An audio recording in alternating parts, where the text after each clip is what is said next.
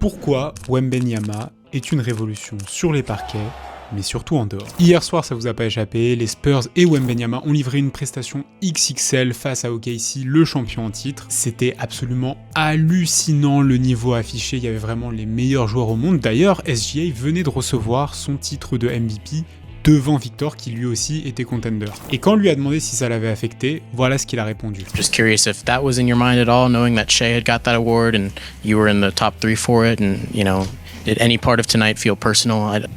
Yeah, for sure. Everything you just said.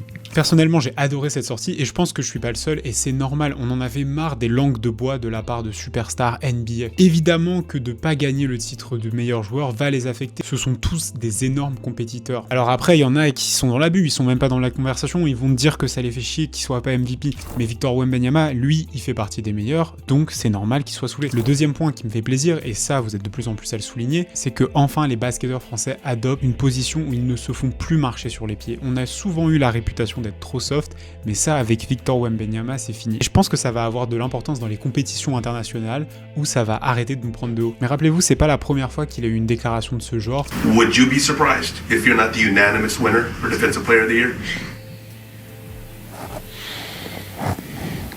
Yes, I would. Who are the other frontrunners? Et c'est pas un manque de respect, c'est la réalité. Tout le monde parlait du fait que c'était Victor qui allait gagner ce trophée. Il y avait aucun débat là-dessus. Alors oui, en effet, ce serait une surprise s'il n'était pas unanime. C'est juste du bon sens et c'est ce que vient montrer cette dernière déclaration. Sur un terrain ou en conf, tu montres toute une palette d'émotions à chaque fois. Tu les assumes et en plus t'en fais une force. Les rires, les pleurs, la colère, enfin toutes. Même si c'est impossible de s'en détacher à 100%, mais moi perso je refuse de porter le poids de devoir cacher mes émotions.